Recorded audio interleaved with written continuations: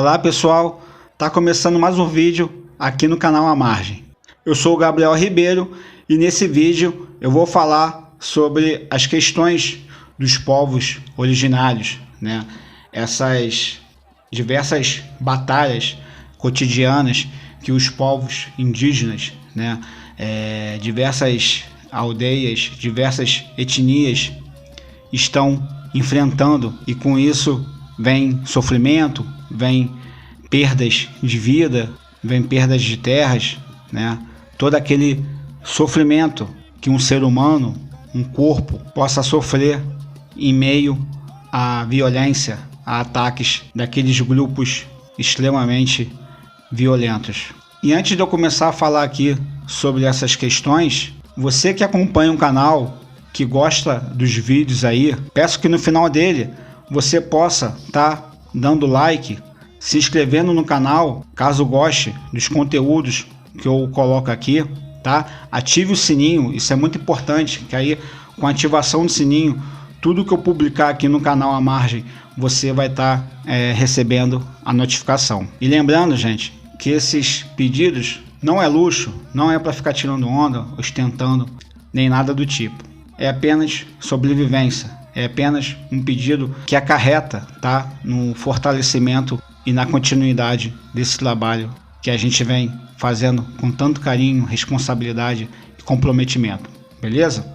Então vamos lá. É um tema muito importante de ser tratado, é um tema que nós que estamos, né, nos grandes centros urbanos ou em cidades, né, de médio, pequeno porte, talvez, ou na verdade, a gente nunca vai entender e sentir na pele, evidentemente, o tanto de sofrimento que os povos indígenas vêm sofrendo ao longo desse período, né? Desde ali as invasões dos europeus até os dias de hoje. Aí, alguns de vocês, ou, né, um familiar nosso, um vizinho, vai chegar pra gente e vai falar: ah, por que eles estão sofrendo muito?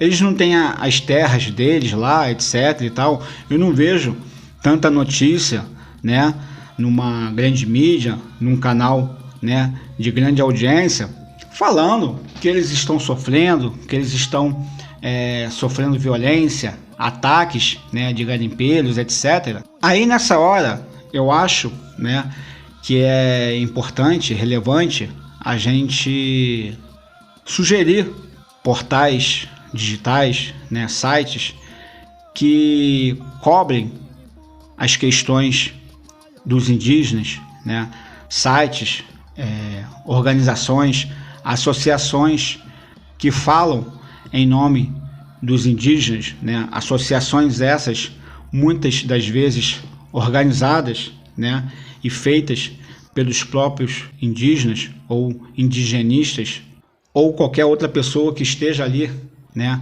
acompanhando essas diversas aldeias, etnias que estão defendendo as suas terras, né? Então, são pessoas das mais variadas áreas, né, que estão ali permanentemente fazendo valer aquilo que a própria Constituição Federal de 1988 prega. Então, é muito importante a gente fazer aquele exercício e pensar: pô, por que esses acontecimentos, né, de invasões de garimpeiros, de capangas ali, de fazendeiros, por que quando acontece isso, né, em diversas terras indígenas, atingindo diversas aldeias, por que isso não é noticiado, né?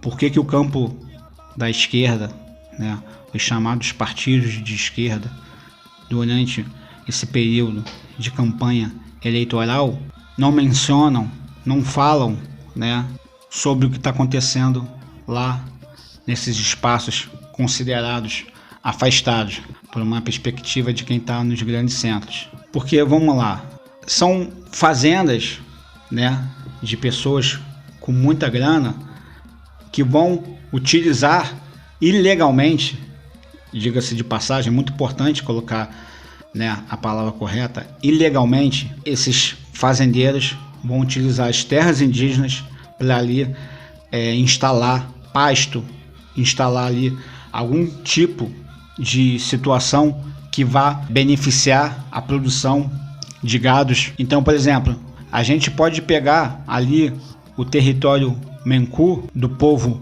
Miki ou Miki, não sei se essa é a pronúncia correta, peço desculpas se estiver errado. Esse povo indígena vem sofrendo, né, com essa expansão territorial por parte de fazendas que produzem gado de forma ilegal e que vão fornecendo, né, esses gados para grandes empresas aí multinacionais, para elas poderem fazer papinha para beber, ração para gato e até mesmo tempero. Aí você pode estar pensando, pô, mas aí eles estão gerando milhões, estão gerando emprego, estão movimentando, né, milhões de reais. Todo aquele discurso que é muito perigoso e que é desonesto também, porque, primeiro, que é uma qualidade bem duvidosa, né, na sua produção desses produtos que eu citei. Segundo, não leva em consideração o modo de vida daquele nativo, daquele povo originário, daquelas diversas etnias indígenas que não concebem as suas respectivas vidas pelo um viés de um acúmulo de dinheiro, pelo um viés de acúmulos de riquezas para expandir, né, o seu território ou para obter poder e mais poder.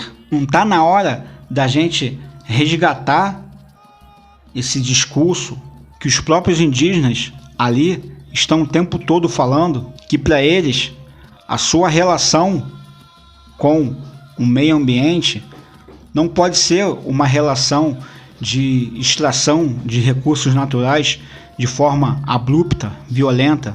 Para os povos originários, não interessa o acúmulo de capital, não interessa pegar terra, né, se apropriar de terras que não são deles.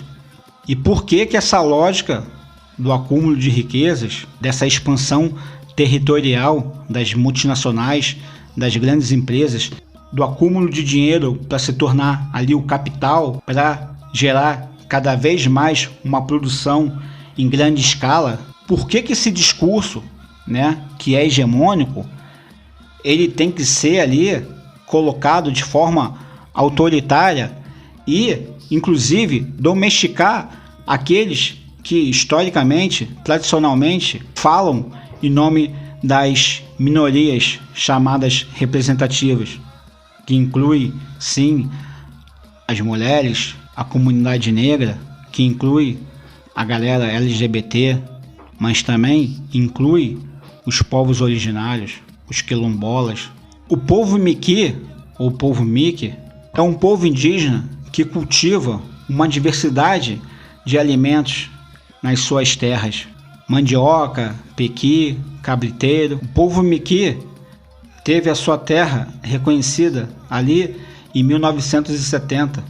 E esse povo indígena, ele está reivindicando aquilo que sempre foi dele, antes mesmo de chegar essa chamada tecnologia do Estado, da burocracia, da papelada, da documentação. Aí o Estado vem com a prerrogativa de que ele que tem que ser o detentor de um saber jurídico que vá decidir até onde vai uma terra indígena.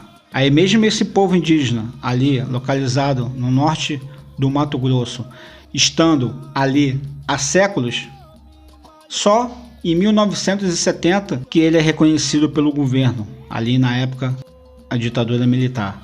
Então, gente, é importante, quem está por detrás desses interesses é essa cadeia complexa aí do ramo alimentício, empresas gigantes aí de alimentos, de bebidas, essas empresas aí do fast food, todo esse conglomerado aí de produção em grande escala que precisa, né, de produção de gado, de abatedouro, que precisa ali estar extraindo recursos, utilizando ali as terras que são dos indígenas, muito antes do homem branco chegar aqui nesse território chamado Brasil. É muito importante a gente que está na nossa relativa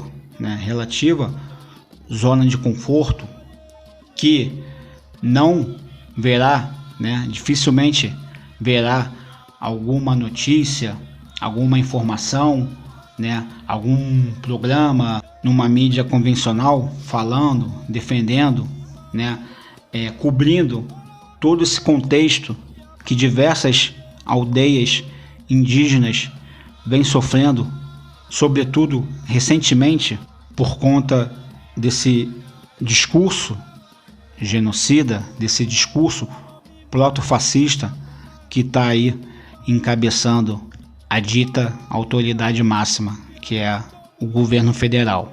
Temos também o povo Paracanã, localizado na terra Apitereva ou Apitereua, tá? Desculpa aí a pronúncia. Temos nessa etnia indígena mulheres indígenas tendo dificuldade de extraírem ali fibras tucum para os seus artesanatos, para a produção de redes. Então, por que uma lógica,